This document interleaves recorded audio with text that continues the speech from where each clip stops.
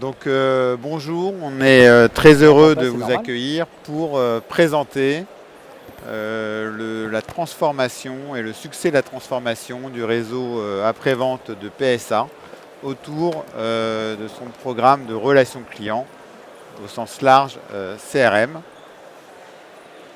Donc parmi nos intervenants, Thierry Auxerre, qui est directeur et responsable des déploiements de tous les projets après-vente de PSA en France pour le Commerce France. Et Eric Delgove, associé technologie chez Deloitte Digital. Et moi-même, Mickaël Bentolila, directeur général et cofondateur d'Insideborn. Alors, rapidement, pour vous présenter Insideborn, c'est une société française qu'on appelle start-up. Bon, on a plus de 6 ans maintenant. Donc on a dépassé la phase de start-up. On est partenaire de toutes les transformations. Pour cet événement en particulier, on est bien sûr très présent dans toutes les transformations autour de la relation client.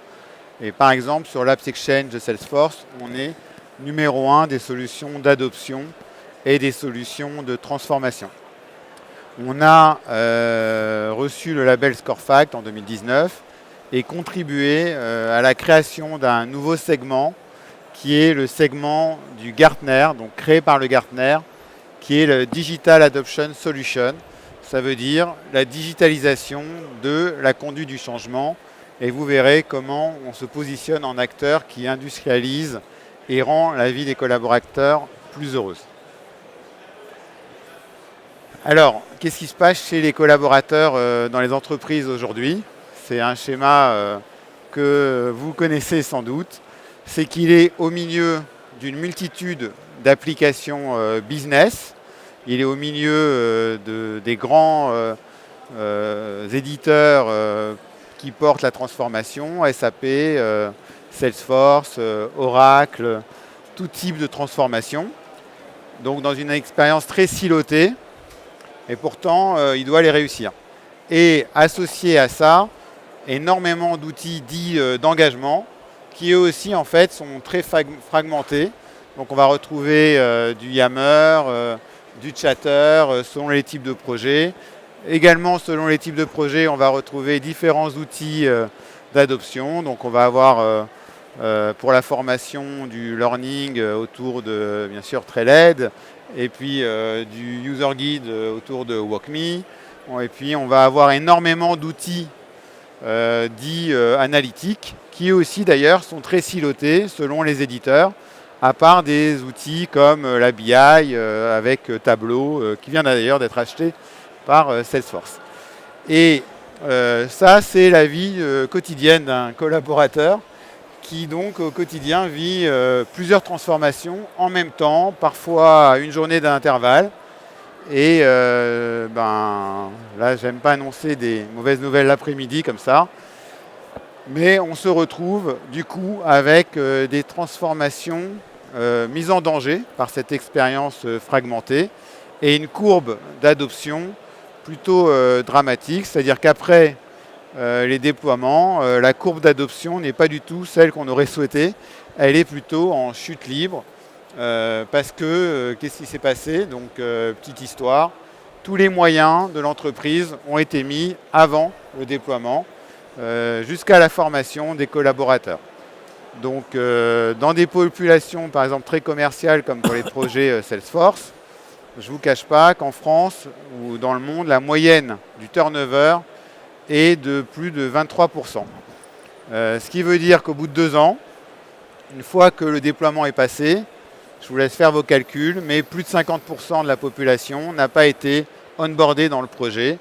Et à cela s'ajoute ce qu'on nous a annoncé ce matin, qui sont en fait des bonnes nouvelles, c'est que la transformation est continue. Donc tous les mois, les éditeurs de SaaS et les gens des métiers apportent des nouvelles applications pour faciliter, entre guillemets, le travail du collaborateur, puisque c'est ce qu'on appelle les nouvelles features. régulière. Donc ServiceNow tous les 4 mois, Salesforce qui est leader et qui apporte cette innovation, c'est tous les mois. Et au résultat, c'est ça. Alors rassurez-vous, il y a des solutions. Donc la solution aujourd'hui, celle qui a été reconnue par le Gartner, c'est de pouvoir finalement vivre et d'unifier l'expérience d'engagement du collaborateur dans une seule plateforme dans laquelle il va pouvoir gérer tous ses projets de transformation. Je ne parle pas du chef de projet, je parle, lui aussi il va avoir la facilité, mais je parle du collaborateur. Donc dans un seul endroit, il va retrouver tous ses leviers d'engagement. Dans un seul endroit, il va pouvoir donc être animé à la fois sur son training, c'est ça les leviers d'engagement dans Insightboard. Il va être animé sur son gaming, donc la possibilité de jouer. Et nous, on va identifier, parce qu'on a un prisme qui a été pris qui est assez fort, on va identifier en fait, avec le client et les partenaires, quel est le success board, donc quelle est la définition du succès que vous en faites de cette transformation ou de ces transformations. Donc le premier point, c'est définissons avec le client le succès attendu par les collaborateurs. Autour de ces indicateurs de succès, on va donc pouvoir identifier quels sont les meilleurs leviers d'engagement, ceux qui marchent. Donc on va avoir des clients où le levier qui marche bien pour 20% de la population, c'est le training, et d'autres, c'est le gaming pour 20%. Et donc 20%, plus 20%, plus 20%, ça va traiter les 100% d'engagement du collaborateur. Parfois, le success board suffit à engager un collaborateur parce qu'à l'intérieur, on a recréé, en fait, nous, une expérience consommateur. Je ne peux pas tout montrer aujourd'hui, on va le faire dans la démo. Mais par exemple, le success board, c'est un peu fait comme dans l'iWatch, où les résultats tournent. Donc, on a nos progrès pas à pas par rapport au KPI de succès. Et on arrive à mesurer, c'est l'intelligence artificielle, l'impact d'un contenu, d'une formation, d'un gaming ou d'un ambassadeur sur l'indicateur de succès. Si ça n'a pas d'impact, on change de levier d'animation. Voilà un petit peu à quoi sert Insightboard, cette One Platform. Et aujourd'hui, elle anime dans beaucoup d'entreprises françaises plus de 100 000 collaborateurs au quotidien avec des taux de transformation des projets, vous le verrez, qui marchent bien. Et on va voir comment on travaille aussi très très bien avec les partenaires. Donc j'ai l'honneur de vous présenter Eric Delgove, associé de Deloitte Digital. Merci Mickaël, bonjour à tous. Je vais vous parler très rapidement de Deloitte Digital que vous connaissez peut-être déjà. Donc bien sûr, Deloitte, c'est presque 300 000 employés dans le monde, 45 milliards de chiffre d'affaires, avec une grosse partie de ce chiffre d'affaires maintenant dans le consulting. Et en particulier dans le CRM, vous voyez qu'un analyste sympathique nous a mis dans une bonne position, simplement pour vous situer notre activité. Quelques chiffres autour de la pratique Salesforce spécifiquement, même si le cadre aujourd'hui ne va pas être spécifiquement Salesforce. Le contexte de cette expérience n'est pas Salesforce, mais néanmoins, on est dans un site Salesforce. 1 milliard de ventes sur plusieurs années, bien sûr, 6500 consultants, 35 pays, voilà. Donc, un partenaire de référence, le deuxième au monde de Salesforce. En France, à notre échelle, un centre à Paris, 150 certifications, une centaine de consultants et plus de 250 projets à notre actif. Et pour terminer, quelques accélérateurs dans pratiquement toutes les grandes industries qui sont maintenant presque indispensables pour démarrer, accélérer les implantations, renforcer les implantations que vous avez en tête, que vous êtes en train de réaliser. Je vais m'arrêter sur bien sûr la barre du bas avec Insightboard. Pas seulement parce que je suis avec Michael à côté, mais c'est un plaisir particulier d'être ici avec vous parce que Mickaël est un ancien senior manager de Deloitte. Son idée a germé chez nous, nous avons incubé son idée. Elle a été testée chez PSA sur notre projet qui existait déjà. Et il est devenu depuis responsable avec son frère qui est ici d'une très belle société de plus de 60 employés qui pousse pour grandir 80. Et être une 80 employés, pardon, et qui j'espère sera peut-être une future licorne française. Donc bravo Mickaël et je suis très très heureux d'être avec toi et très fier de ce que tu as fait. Pareillement. Donc le contexte PSA. Donc vous savez que PSA est pris dans une dans une transformation très profonde. On peut dire qu'ils ont frôlé la mort il y a quelques années. Et aujourd'hui, Push to Pass, qui est l'initiative, le programme qui les tend vers 2021, est une série d'initiatives qui justement les poussent maintenant non plus à sortir de l'espace dans lequel on pouvait douter de leur survie. Ils visent maintenant à arriver à l'idée un certain nombre d'activités, de marchés, de produits qu'ils ont en tête. Dans une des métriques qui est très importante dans Push to Pass, c'est la partie après-vente et c'est la partie qualité de service, où PSA vise à être numéro 1 en France dans le service client après-vente. Donc notre programme, enfin nos programmes, il y a plusieurs programmes dont Thierry s'occupe, visent à justement réaliser cette métrique qui est programmée au niveau du board, présentée aux investisseurs. Donc notre histoire, ça va être de vous présenter comment on passe finalement de la proclamation à la réalisation des objectifs. Parce qu'une caractéristique qui existe aujourd'hui dans le groupe PSA, c'est que les moyens sont comptés. Il n'y a pas, malheureusement pour moi, il n'y a pas d'armée de consultants qui se promènent dans les couloirs. Donc chaque action doit être efficace, tout de suite. Hein, donc pour cela, c'est ça aussi qui a aiguisé le produit de Michael.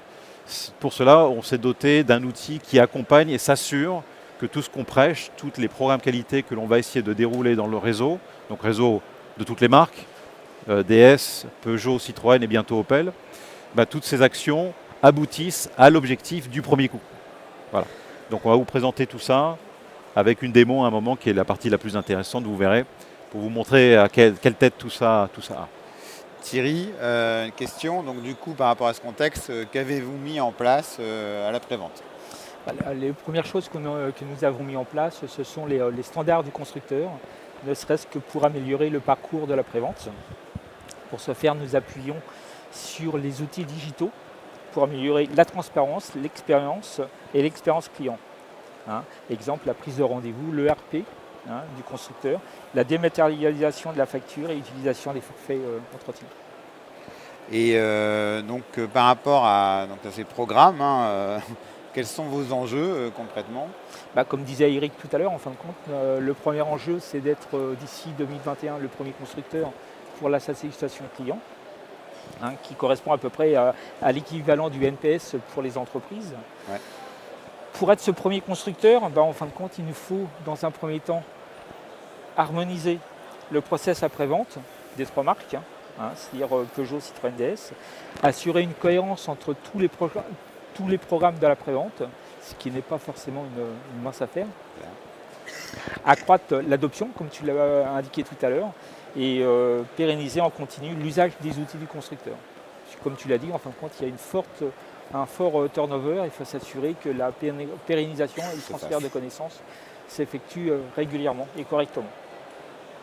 Et enfin, c'est aussi de réduire les coûts de déploiement et d'accompagnement, ainsi les coûts de formation sur le terrain, grâce à ton outil. Donc quels sont les moyens que vous avez mis en place pour cela? En fin de compte, dans un premier temps, nous avons sollicité Michael pour une sideboard et avec le cabinet Deloitte pour animer les points de vente sur le terrain. C'est-à-dire via un système de vérification et d'accompagnement et de vérification en continu, toute l'année.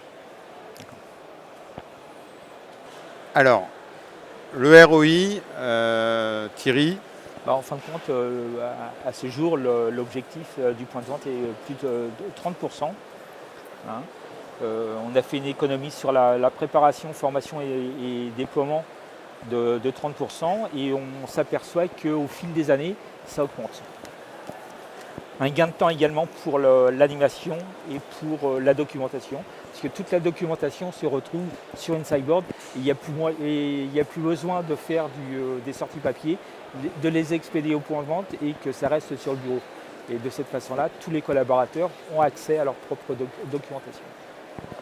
Alors, avant InSideboard, on a essayé de regarder les évolutions sur un an et on voit l'impact direct de la certification digitale, de toutes les actions digitales sur le réseau en termes d'évolution des prises de rendez-vous en ligne dans le réseau.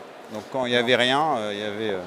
Alors pourquoi un tel écart entre Citroën et Peugeot? Parce que Peugeot, en fin de compte, a démarré bien avant Citroën pour la prise de rendez-vous. Et là, au fil des années, on s'aperçoit, même en dehors de la prise de rendez-vous, que Citroën revient au niveau de Peugeot sur les autres indicateurs. Sachant que leur objectif, c'est de 5%. Donc vous voyez qu'on partait très bas quand on a démarré en mars 2018. Donc on voit bien que ce n'est pas linéaire, hein, parce que justement, c'est l'usage au fil de l'eau des différents leviers et que ça permet de réagir. Donc les courbes linéaires, ça c'est bien, mais c'est pas la vraie vie. Dans la vraie vie, on ne sait pas à l'avance comment va réagir le réseau par rapport à des problématiques d'engagement qu'on lui a soumis. Est-ce qu'il va réagir au gaming? Est-ce qu'il va réagir au challenge? Est-ce qu'il va réagir au training terrain? Est-ce qu'il va réagir aux indicateurs? En fait, là, ce qui a marché, c'est qu'on a pris ce programme, on l'a lié au programme Osmose, Audace, et on en a fait un indicateur qui a été animé avec le reste du programme global de la relation client. Et sur cet indicateur, le réseau a atteint quasiment 5% en maintenant bientôt un peu plus d'un an. Oui. Ouais. Et d'autant plus, en fin de compte, grâce à ça, ça nous permet, nous, en centrale, de mettre en place des actions, ne serait-ce qu'à partir de octobre-novembre, on s'aperçoit que ça baisse, mais en fin de compte, on met en place des promos, ne serait-ce que pour inciter les clients à utiliser la prise de rendez-vous en ligne. Donc tu peux dire, Thierry, que tu penses que c'est positif ou pas? Tout à fait, non. C'est positif et ça répond réellement à nos attentes. Tout à fait. Très bien. Donc vous avez vu se passer du contexte à la réalisation. Et je pense que vous avez pu faire le parallèle dans vos esprits entre ce projet et vos projets et la capacité qu'a cet outil, cette démarche de fédérer autour de quelques KPIs qui vont dans la direction déclamée tout en haut de l'entreprise et qui s'assurent de la cohérence et de la convergence de tout ce qu'on fait en rabâchant aux gens, en les guidant, en les animant constamment autour de KPI, de jeux, de vidéos, d'interactions permanentes qui créent d'anticipation.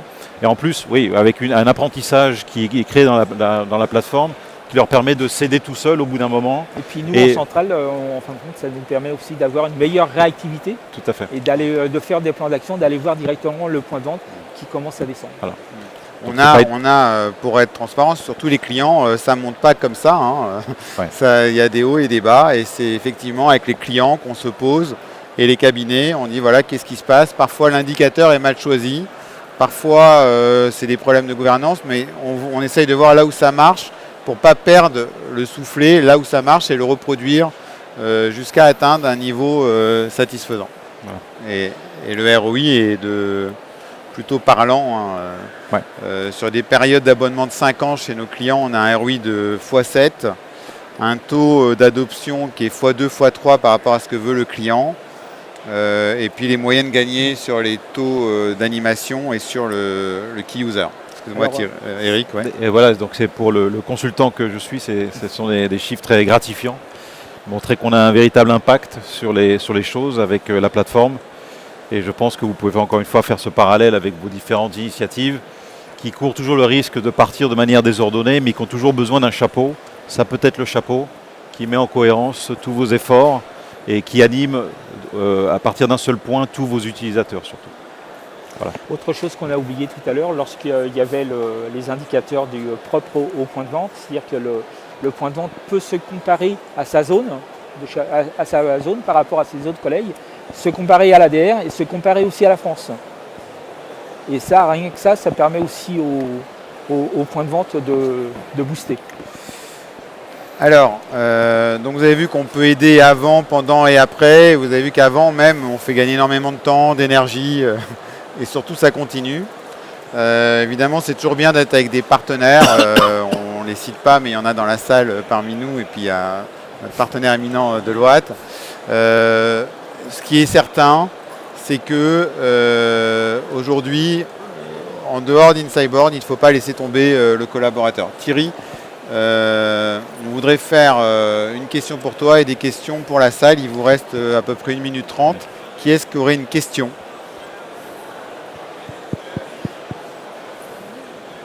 Personne. S'il n'y a pas de questions combien ça coûte. Donc on est au stand 112 et en face il y a le stand de l'OA d'ailleurs. Et vous pouvez venir nous voir pour échanger plus profondément sur ces questions-là. On est un service d'abonnement, donc on est au mois et à l'utilisateur. Et après on a des mécanismes de multi-projets parce qu'on s'aperçoit que quand on rentre chez un client comme le PSA et des grands comptes, ou même des entreprises plus petites, il y a toujours plusieurs projets en même temps. Donc moi j'ai plus une question pour toi maintenant Thierry. Ouais. On a une question avec Eric. Finalement maintenant, est-ce que tu es satisfait de toute cette prestation qui t'a été livrée à la fois par le cabinet et par la plateforme Insideboard? Ah oui, tout à fait. On est complètement satisfait. D'ailleurs, comme tu le sais, on vient de renouveler le contrat pour 3 ans. Donc, si on n'était pas satisfait, on n'aurait pas renouvelé. C'est la meilleure réponse.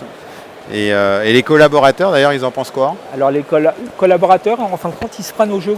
Comme je l'ai indiqué tout à l'heure, il y a certains points de vente et de plus en plus qui animent et qui effectuent les communications auprès de leurs compagnons tous les mois dans l'atelier grâce à Insideboard. Et il y en a qui demandent aussi à avoir les données en temps et en heure. Et même prendre leur badge avec eux pour créer de l'employabilité. Très bien. Voilà. Écoutez, merci beaucoup. Merci à tous. On est sur les stands 112 et 111, juste 112. en face, 111. Donc, au plaisir de vous voir. Et puis merci, Merci Thierry, beaucoup. pour,